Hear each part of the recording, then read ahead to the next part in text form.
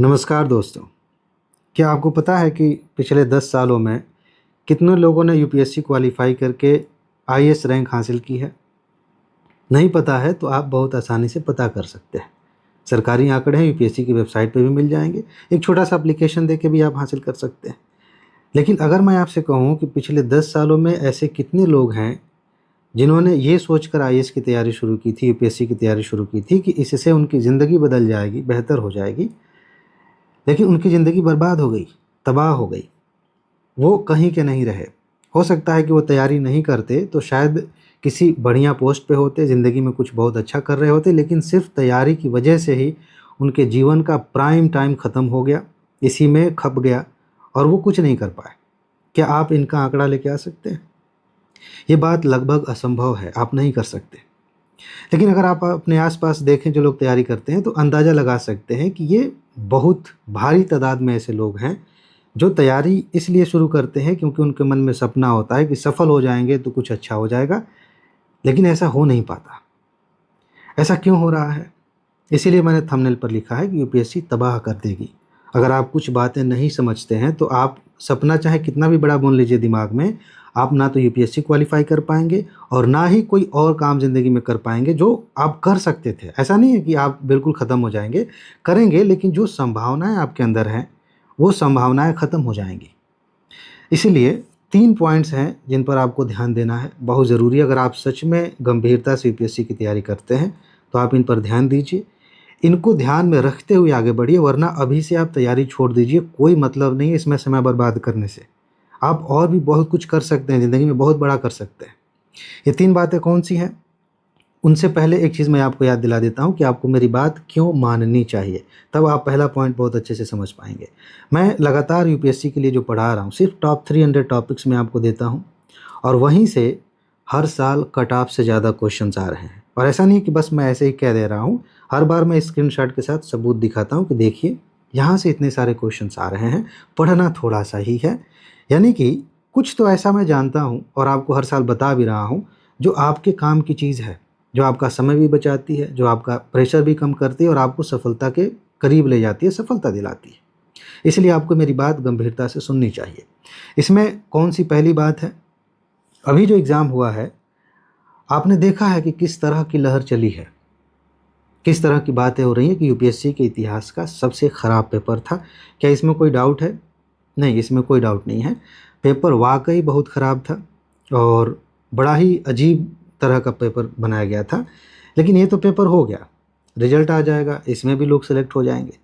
लेकिन इसका असर होना बाकी है, होना शुरू हो चुका है और वो दिखेगा अगले साल जब 2027 का एग्ज़ाम होगा। कैसे? क्योंकि इस लहर में एक चीज़ दिख रही थी जो बार-बार कही जा रही थी कि ये बहुत ही ख़राब पेपर है, यूपीएससी चाहती है कि हम दुनिया की सारी चीज़ें पढ़ कर के आएँ, धरती पे जो कुछ भी हो रहा है, इस ब्रह्मांड में जो कुछ भी हो रहा है, सब हमें पता होना चाहिए, तब हम सफल होंगे। बहुत सारे लोग इस बात को लिटरली वैसे ही लेके चलेंगे। उन्हें ये लगने लगेगा, आपको भी शायद लग रहा होगा, अगर लग रहा है तो बहुत गंभीर स्थिति है। उन्हें लगने लगेगा कि अरे! हमें तो सब कुछ पढ़ना चाहिए। अगर हम ये छोड़ दें, वो छोड़ दें तब तो फिर हम फ़ेल हो जाएँगे। इसके चक्कर में बहुत सारे लोग तमाम तरह की बकवास चीज़ें इकट्ठा करना शुरू करेंगे, पढ़ना शुरू करेंगे और सिर्फ़ इसी वजह से वो फ़ेल होंगे अगली बार। वो मेहनत कर सकते हैं, वो बहुत समझदारी से बहुत अच्छे से एग्ज़ाम क्वालीफ़ाई कर सकते हैं, लेकिन वो सारी मेहनत एक गलत जगह जा सकती है कि हमें अब ढेर सारी चीज़ें पढ़नी पड़ेंगी। जो भी ऊट-पटांग न्यूज़ आती है, ऐसी-वैसी जो भी खबरें आती हैं, सब हमें पढ़ना है, सब तैयार करना है और इसके चक्कर में इतना ज़्यादा कबाड़ इकट्ठा हो जाएगा कि जो काम की चीज़ें हैं, वो भूल जाएँगी, वो कहीं खो जाएँगी उसी में। तो अगर आप लहर के अनुसार चलने वाले व्यक्ति हैं, तो आप यूपीएससी के लिए नहीं बने हैं। आपको अभी छोड़ देना चाहिए तैयारी, क्योंकि इसमें तो फिर ऐसा होता है ना, जैसे किसानों के साथ भी कई बार ये दुर्घटना होती है कि कभी टमाटर के दाम बहुत बढ़ गए, प्याज के दाम बहुत बढ़ गए, तो कुछ भोले-भाले किसान होते हैं, वो अगले साल सीज़न में बहुत ही अधिक टमाटर, प्याज बो देंगे और उस साल प्याज और टमाटर की कीमत कम हो जाती है। फिर क्या होता है, या तो बहुत कम कीमत पर बेचना पड़ता है या फिर वो अपनी फसल वहीं फेंक देते हैं, रास्ते पे फेंक देते हैं, तबाह कर देते हैं, इधर-उधर खराब हो जाती है फसल। कहीं-कहीं पे ट्रांसपोर्टेशन की समस्या वो अलग मुद्दा है, लेकिन इस वजह से भी किसानों को नुकसान होता है। उसी तरह की तैयारी करने वाले लोग भी हैं। उन्हें लगता है कि इस बार रैंडम क्वेश्चंस पूछ लिए गए तो अगली बार भी ऐसे पूछे जा सकते हैं, फिर चलो इधर चलते हैं, फिर वहाँ जाएंगे, पता चला कि फिर पुराने पैटर्न पे पूछ लिया। तो फिर इस चक्कर में ये कहीं के नहीं रहते। इसीलिए आप अगर इस तरह के व्यक्ति हैं तो दूसरी बात ध्यान से समझ लीजिए जो मैं कहने जा रहा हूँ, कि आपके पास अपना ठोस आधार क्या है। अगर कोई ठोस आधार नहीं है, कोई बेस नहीं है जिसके आधार पे आप तैयारी कर रहे हैं, तो आप नहीं चाहते हुए भी इस चक्कर में पड़ेंगे, यहाँ फंसेंगे आप लहर के शिकार हो जाएंगे। तो इस ठोस आधार से क्या मतलब है? अभी जो मैंने सबूत दिखाया है वो एक ठोस आधार ही है, जिसके आधार पे मैं हर साल कहता हूँ, मैं साल भर ये बात दोहराते रहता हूँ कि मुझे इससे फ़र्क नहीं पड़ता कि पेपर कैसा सेट होगा। बस इतना पता है कि अगर आपने ये टॉप 300 टॉपिक्स तैयार कर लिए, अब तो इसमें 32 साल वाले PYQ फैक्ट्स भी दिए जाने वाले हैं, तो मैं कहता हूँ बस इतना ही तैयार कर लिया तो आपका प्री आसानी से निकल जाएगा, आप कट ऑफ से पार चले जाएंगे। इस तरह की चीज़ें अगर आप करते हैं, अगर आपकी स्ट्रेटजी ऐसी है कि बस हमें इतना ही पढ़ना है और इतना पढ़ के हमारा आराम से हो जाएगा, तो आप एक ठोस मजबूत आधार पर खड़े हैं। अब ये ऐसा नहीं होना चाहिए कि अपने मन में आ गया कि हम तो बस इस विषय में 2 ही चैप्टर पढ़ेंगे, मेरा हो जाएगा। ऐसे मन में आने से नहीं होगा, उसके भी पीछे एक बैकग्राउंड काम करता है। आप PYQ देखते हैं, एनालिसिस करते हैं, विश्लेषण करते हैं, तब आपको समझ में आता है कि कौन कौन से टॉपिक्स हैं जो ज़्यादा इंपॉर्टेंट हैं, कैसे पढ़ना है, करंट अफेयर में टॉपिक्स को कैसे छाँटना है, किन किन चीज़ों को हमें सेलेक्ट करके उसकी नोट बनानी है, ये सारी चीज़ें समझ में आती हैं। थोड़ा समय देना पड़ता है, तब ये ठोस आधार बनता है। कुछ लोग ऐसे होते हैं जिन्हें तैयारी अभी छोड़ देनी चाहिए, वो दूसरों के आधार पे चलते हैं। कोई बता देगा कि ये मैराथन तैयार कर लो तो हो जाएगा, कोई कह देगा ये कोचिंग कर लो तो हो जाएगा, कोई कह देगा ये किताब, ये मैगजीन, हो सकता है कि वहाँ से क्वेश्चंस आ रहे हैं, हो सकता है कि वो ज़रूरी हो, लेकिन जब आप अंदर से हिले हुए हैं, जब आपको खुद पर ही भरोसा नहीं है, जब आपकी अपने ही स्ट्रेटजी कहीं रुकी हुई नहीं है, बस फ्लोट कर रही है, जैसे पानी में नाव तैरती रहती है इधर से उधर इधर से उधर, तो आप कहाँ जाएंगे? आपको कुछ भी दे दिया जाए, आप मेरी नोट ले लीजिए तो भी आप नहीं कर पाएंगे, आप हमेशा संदेह में रहेंगे। तो इसीलिए जिन लोगों के पास कोई ठोस आधार नहीं है, उन्हें तैयारी नहीं करना चाहिए। और अगर सच में तैयारी कर रहे हैं, आगे बढ़ना चाह रहे हैं, तो आपको इस पे काम करना चाहिए। और मैंने अभी बताया कि ये ठोस आधार बनता कैसे है। सीधी सी बात है, प्रीवियस ईयर के क्वेश्चंस आप देखिए, उनका विश्लेषण करिए, आपको सीधा सीधा दिखेगा कि कम से कम इतने टॉपिक्स, थोड़े से इतने टॉपिक्स हैं जिनको तैयार कर लें तो आराम से कट ऑफ से ज़्यादा क्वेश्चंस आ जाएंगे। बाकी यूपीएससी कहाँ से पूछ रही है, वो डराने के लिए पूछेगी। हर साल 2027 में भी क्वेश्चंस ऐसे आएंगे, 28 में भी आएंगे, 2040 में भी अगर यूपीएससी बनी रही तो वहाँ भी क्वेश्चंस ऐसे ही आएंगे। आपको उससे क्या मतलब है? आपको कट ऑफ पार करना है ना, वो उतना हो जाता है आराम से। और तीसरी चीज़ जो आपको ध्यान रखनी है, नहीं तो आपका समय भी बर्बाद होगा और जवानी तो बर्बाद हो ही रही है। 3 तरह के लोग हैं, अंधभक्त, आलोचक और वो कौन है आप अभी समझ जाएंगे जब इन दोनों की बात हम कर लेंगे। आपको लगता है कि सिर्फ पॉलिटिक्स में अंधभक्त होते हैं जो किसी नेता को आंख बंद करके फॉलो करते हैं? ऐसा नहीं है, उससे ज़्यादा तो बाकी जगहों पे है। बहुत सारे लोग ऐसे हैं जो किसी भी टीचर को जो ज़्यादा फेम पा गया है, जो जिसके रील्स ज़्यादा वायरल होती हैं, उसे अपना गुरु बना लेते हैं, उसके अंधभक्त बन जाते हैं, उसकी हर एक बात मानकर उसी के अनुसार चलते हैं। ये कहीं से भी ठीक नहीं है, क्योंकि कोई भी इंसान परफेक्ट नहीं हो सकता। और एक चीज़ ये है कि अगर मैं मान लेते हैं कि मैं यूपीएससी के बारे में कुछ कमाल की बात बता रहा हूँ, वो काम कर गई, ज़रूरी नहीं है कि अगले साल भी ये चीज़ काम करेगी। मुझे खुद अपने आप को अपडेट करना पड़ेगा कि यूपीएससी कहाँ जा रही है, और उसके अनुसार मुझे नई स्ट्रेटजी, नई चीज़ें आपको बतानी पड़ेंगी, कौन सी चीज़ें रखनी है, कौन सी चीज़ें छोड़नी है, बतानी पड़ेगी। और मेरी मान लेते हैं मैं बहुत वायरल हो गया, लाखों करोड़ों फॉलोअर्स हो गए, मेरी 4 साल पुरानी रील वायरल हो गई जिसमें मैंने कुछ कहा था यूपीएससी के लिए, और आप मेरे अंधभक्त बन गए, आप उसी को फॉलो कर रहे हैं। हो सकता है कि वो आउटडेटेड हो चुकी है, ऐसा हो रहा है। बहुत सारे लोग ऐसे हैं जो उनके फेमस टीचर्स की पुरानी बातें वायरल होती हैं कि ऐसे पढ़ोगे तो हो जाएगा, ये कर लोगे तो हो जाएगा, वो अभी काम का है ही नहीं, लेकिन इन्हें वो फॉलो करना है, बस मानना है, तो पढ़े रहते हैं।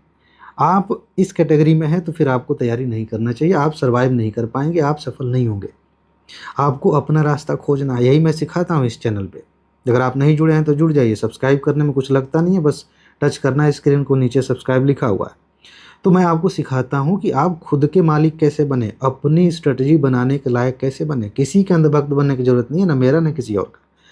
एक और लोग हैं जो दुखी आत्मा हैं, उनको हर किसी से शिकायत है। वो किसी को नहीं पसंद करते हैं। वो किसी कोई अच्छी बात करेगा, उसके कमेंट बॉक्स में जाके उसकी बुराई करेंगे। कोई गलत बात करेगा तो वो तो कर ही रहा है, उसकी आलोचना तो होनी चाहिए, तो वहाँ भी बुराई करेंगे। ये फ्रस्ट्रेट हो चुके हैं। ये अपनी तैयारी से संतुष्ट नहीं है, यूपीएससी से संतुष्ट नहीं है, टीचर से संतुष्ट नहीं है, ये किसी से भी संतुष्ट नहीं है। ऐसे लोगों को तो अभी ये सब छोड़ देना चाहिए। भाई आप कहीं भी संतुष्ट नहीं है तो आप तैयारी कर क्यों रहे हैं? किस पे एहसान कर रहे हैं? छोड़ दीजिए। तो अगर आप ऐसे मूड में रहते हैं कि बस कोई मौका दे दे, हमें बस आलोचना करनी है, कोई लोग किसी को गाली दे रहे हैं तो हम भी उसी में कूद पड़ेंगे, हमको भी बहुत मज़ा आ रहा है, तो इस तरह के लोग यूपीएससी की तैयारी के लिए नहीं बने हैं। ये आम जनता है जिनको कहीं भी घुमाया जा सकता है, कभी भी इनसे गाली निकलवाई जा सकती है, उल्टा सीधा कहलवाया जा सकता है। आप अगर मैच्योर हैं तो आपको इस कैटेगरी में तो कतई नहीं रहना चाहिए।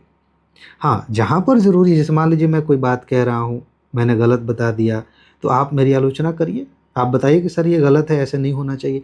लेकिन इसी मोड में बने हुए हैं कि चाहे तुम कुछ भी कह लो, हमें आलोचना ही करना है, हमें गलती ही निकालनी है, तो फिर आप तैयारी कब करेंगे? इस तरह की मानसिकता बहुत नुकसान पहुँचाती है। जो वो मैंने लिखा है, कुछ लोग ऐसे होते हैं, थोड़े से ही हैं, जो ना तो किसी के अंधभक्त हैं और ना ही उन्हें इस बात से ज़्यादा फ़र्क पड़ता है कि कौन क्या कर रहा है, क्या नहीं कर रहा है। वो बस ये देखते हैं कि जो लोग हमारे लिए काम कर रहे हैं, चाहे वो पैसा लेके कर रहे हैं, चाहे फ्री में, चाहे यूट्यूब पे कर रहे हैं, ऑफलाइन कोचिंग में कर रहे हैं, वो ऐसा क्या दे रहे हैं जो हमारे एग्ज़ाम में काम का है। थोड़ा-थोड़ा हर जगह से ले लेंगे।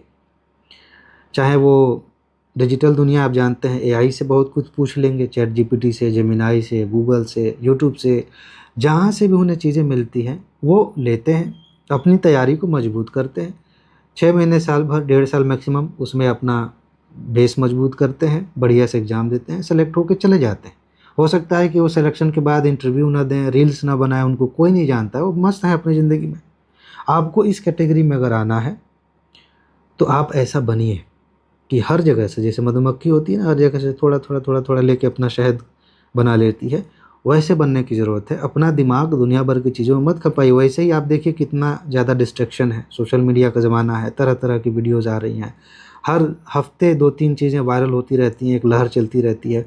आप अगर उसमें फँसे हुए हैं, तब तो फिर आप गए काम से। लेकिन अगर आप इस कैटेगरी में हैं, जो अपने काम की चीज़ें हर जगह से खोज लेता है, अपनी नोट्स को अपडेट कर लेता है, रिवीजन पर ध्यान देता है, प्रैक्टिस करते रहता है, ऐसे लोगों के लिए यूपीएससी है। ऐसे ही लोग सर्वाइव करेंगे, ऐसे ही लोग सफल होंगे। बाकी लोग हमेशा के लिए, पहले भी था ऐसा, आगे भी होगा, वो भीड़ का हिस्सा ही बने रहेंगे। नाम रहेगा ना कि हाँ भाई 10 लाख लोग फॉर्म भरे थे, 5 लाख लोग देने गए थे, फाइनली 1000 लोग सेलेक्ट हुए थे। ये 10 लाख 5 लाख कौन है? इनमें से ज़्यादातर लोग भीड़ का ही हिस्सा हैं। सीरियस लोग ज़्यादा नहीं होते। 50-60 हज़ार लोग होते हैं जो सच में तैयारी कर रहे हैं, उन्हीं में कंपटीशन होता है। बाकी लोग तो देखा-देखी बस ऐसे ही आ गए हैं। ठीक है?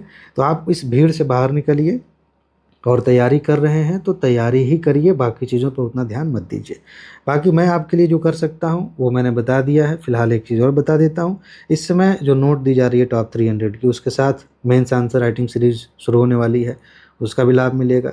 आप इस नंबर पर मैसेज करिए, कल ऑफ़र समाप्त हो रहा है, इस समय तुरंत आप ऑफ़र का लाभ ले सकते हैं, ग्रुप में जुड़ सकते हैं। चाहे तो ऐप से भी नोट ले सकते हैं, वहाँ भी आपको नोट मिल जाएगी, आंसर राइटिंग का लाभ मिल जाएगा। उसके लिए लिंक मैंने दिया है कमेंट बॉक्स में, जाइए वहाँ से डाउनलोड कर लीजिए, जल्दी से इसका लाभ लीजिए। ठीक है जी? तो बस इतना ही कहना था। अपना ख्याल रखिए, खुश रहिए, मस्त रहिए, मुस्कुराते रहिए। आगे मिलते हैं। नमस्कार।